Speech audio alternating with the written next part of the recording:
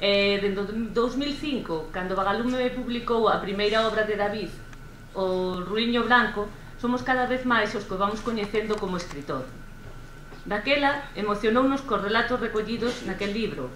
Logo, veu a súa novela Orballo da Mañá, publicada pola editorial Bahía, na que nos achegou a dureza do mundo dos inmigrantes subsaharianos.